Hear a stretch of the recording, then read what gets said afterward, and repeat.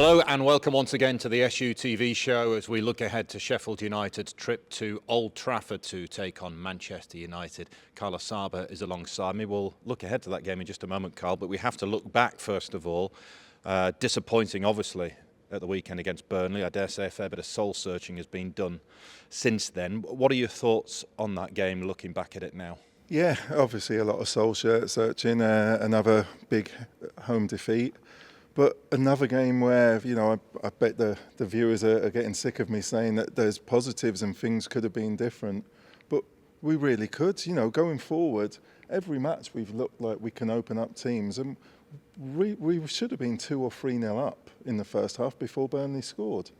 Yeah, and that's the thing, isn't it? It's moments within games that too often United haven't capitalised on. Completely.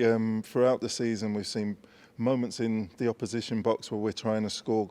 We've not been clinical enough. We've created some great chances, but then in our own box, we're just letting in weak goals, and we don't seem to be learning.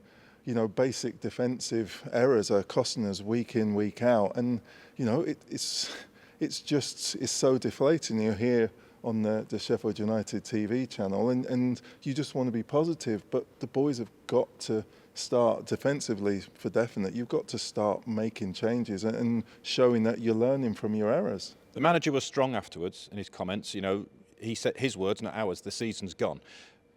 Bearing that in mind, does that kind of in some ways draw a line under what's gone before, and now it's in the remaining games about getting as much as you possibly can get from the matches that are left going into the summer? Well, every game, I've before the Burnley match, I'm saying this has got to be the Boys' Cup final. There are certain things that you take for granted. You think Sander Berg coming back will be enough to ignite players to stamp their authority on him, and we didn't see it. So maybe this is the manager now just trying to take all the pressure off the boys and trying to let them perform for their own careers, because he's saying it himself that he saw things on Saturday that just are not acceptable, and the boys have got to stand up and try and be counted, because if they're not going to get a career, an extended contract here, they've got to do it and try and earn a move elsewhere. There are players who have been playing at a good level, and we've mentioned them quite often, Arblaster being one. Jayden Bogle's been really good recently. Gus Harmer's goal at the weekend showed what he's all about, and I think we've picked him out a few times this season. Gus, he is one player, isn't he, within this group that never hides, never goes missing, always wants it, and brings quality to the table that shown by the goal he got at the weekend. Real quality, and I've thought over the last couple of weeks his actual fitness and ability to cover so much of the ground it's excelled, and he's getting better and better. And when the ball went to him and he cut inside, you're waiting for it to nestle in the far corner, because he has that ability, and you're just wishing that a few more of the bigger moments actually fell to Gus, because he has been one player you can depend on this season. And as you said, I thought Jayden Bogle was outstanding. Your team's lost by 4 at home, and you're giving plaudits to one of the defenders, and he was brilliant. He was really good going forward. He was defensively, he was trying. It's just, it's a team game. Carl, for now, thank you. Now, Corrie and Craig Whitehead recently received the devastating news that their daughter Harriet had been diagnosed with an incurable brain tumour. Harriet's family want to give her the best opportunities and create amazing memories for her. Harriet created a memory list of all the things she wanted to do. Right at the top of that list was to attend a match at Bramall Lane, so we invited her down to the game against Fulham, where she enjoyed the ultimate mascot experience.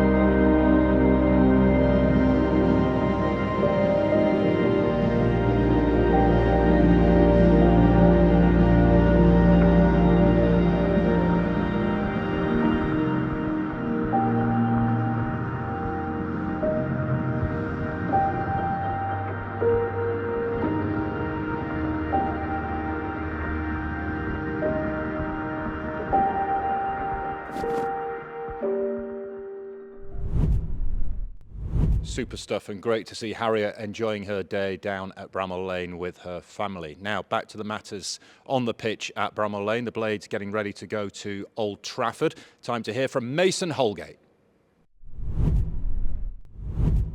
So it's Manchester United next in midweek. Were you glued to the telly watching that epic FA Cup semi-final against Coventry? Yeah, I gave it a watch. It was it was a great game, wasn't it? I think that's what everybody watches, the FA Cup, for games like that. And I think unless you're a Man United fan, it was just a tad short of being one of the greatest semi-finals of probably all time if that goal don't get disallowed. But that's a completely different cup, a completely different setting, and we're just getting ready for Man United on Wednesday. Are you hoping that's going to take a little bit out of their legs, a little bit out of their emotional sort of state? Yeah, definitely. I think you've got to look at stuff like that and hope it gives us a little bit of a benefit. We obviously had a day more to recover, and they've gone to extra time, so hopefully that'll work in our favour. But you can't go expecting it to. You've got to go and earn the right and work as hard as you can, and that's what we're planning on doing. You might have been a Manchester United player. Tell us the story behind that. Yeah, I went on trial when I was 18, I think, when I was leaving Barnsley. There were a few clubs that I could have gone to, and I think Barnsley agreed with Man United that I could go for 2 weeks. But I came back after like a week, I think, back to Barnsley and ended up going to Everton. I just thought it were a cleaner. Obviously, I saw a clearer pathway to the first team. At that point, I think this was before Marcus and all those people came through, so there weren't really many people coming through the 21s into the academy at that point, and a big jump. So I saw a clearer pathway at Everton, and that's what decision I went with.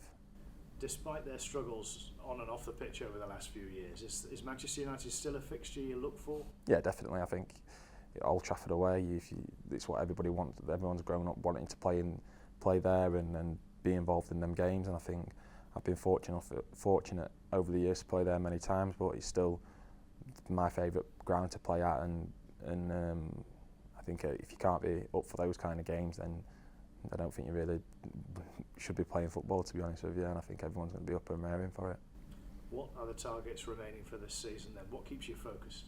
I think we've just got to go out and win as many games as we can. Obviously, it's probably not in our hands or our control anymore, but what is in our control is our performances and what we do. And if we go and win a combination of games and throw something together, it might not be enough. It might not be enough still, but we can look back on the season with a positive ending rather than a whimpering finish, and I think that's what we're all pushing to do. Well, a trip to Manchester United is usually one to be relished, Carl, and these players have to view it that way, don't they? Oh, of course. It's what all the last year was for, to play these big matches and to acquit yourself against the best in the best grounds. It's a huge occasion, and there's so much at stake still, personally and for the pride and for the fans and the club. Will they take heart from Coventry's performance at Wembley at the weekend, where they came within a whisker, a toenail of beating Manchester United in the FA Cup? Well, it shows what can be achieved with a team ethic and heart, and desire, because that's what Coventry went into the game with. They had a desire and a never give up attitude, and that's what we have to have. There were worrying words what the manager was saying about what he saw from some of his players against Burnley, who he felt at a certain scoreline, some of them just didn't want to be on the pitch. And you never saw that from the Coventry players when they're 3-0 down. So there's heart to be taken, but there's a professional pride. And I'm really intrigued to see what the lineup's going to be, because, I feel there's a number of players that, didn't really justify their inclusion on Saturday. You want the fight. You've just conceded 9 against your nearest opposition in 2 games. So the manager's got whatever team he puts out on Wednesday, there can be very, very few complaints. They've just played 120 minutes, penalties as well. Will that have an effect on them, do you think? I mean, he's short of options as well. I mean, in comparison to Chris, he's got way more. But, by their standards, he's without a lot of players, Erik ten Hag, at the moment. Yeah, they've got injury problems, but they're one of the biggest teams in the world. The people they're bringing through the youth ranks can start in most teams. So as it's been most of the season, my concern isn't really the opposition, it's how we go about things and how we apply ourselves. And it'd be interesting because, you know, if Blades were to concede, they have had a habit of conceding goals quickly, close together. It's about staying in the game and reacting to setbacks now, isn't it? And you need leaders on the pitch who are going to try and drag you through those periods. Complete. Again, that was what was disappointing in Satwell. There was a lot that was disappointing, but after we didn't score and take our chances, when Burnley scored, it was how quickly they were able to get a second. And away at Old Trafford, the manager, I think, is going to he'll go for youth, people who he can trust that are going to work their socks off, and the people who he believes will want the ball when it's hard. Good start needed, I mean, that goes without saying. But if you can turn the crowd at Old Trafford, and to be fair, he is a manager under immense pressure at the moment. Oh, of you course. Just never know. We're going through the toughest time that can be had in the Premiership, but we haven't had the funds. This manager's had a world of funds. He's got every, thing at his disposal to make this team as good as it can. And so they are under pressure. But we know we have got good players going forward. We create chances. Again, you saw McAtee deliver a ball onto a sixpence when we were unlucky not to score from McBurney. We've just got to hope that the boys go on the front foot, defend well, but try and score goals and open them up and believe in themselves still. Because the XG again against Burnley, we had more shots, we had more better chances. Just need to be clinical. Okay, let's hear from the Blades manager now, Chris Wilder. Well, thinking on the game on Wednesday, having that to focus on so soon after the disappointment on the weekend, how much of a positive thing is that for you? Yeah, it's the next game. It's obviously a rearranged game because of the progression of Manchester United into the FA Cup. So it is what it is. So whether it's a good thing or not a good thing, whether we'd have preferred a week in terms of the preparation leading up to the Newcastle game, or we get back on the bike, so to speak, in terms of going to Old Trafford on Wednesday night, we'll only know off the back of that on late Wednesday evening. But it's still a fabulous place to go and play football for the players and for the club to go. This is the reason why we got promoted, why we got into the Premier League for days and nights like this, playing at Old Trafford, regardless of our situation. We should go, grab that opportunity and maximise it. And what did you make of United's performance yesterday, especially the way they managed to get past Coventry in the end? Yeah, listen, they won't be too bothered, I wouldn't think, internally. They're through to a cup final yet again, so that's twice in 2 years that they've reached the final, which is a great achievement. And listen, like I said, people will talk about Manchester United negatively. It's a huge football club and a fabulous group of players that they've got.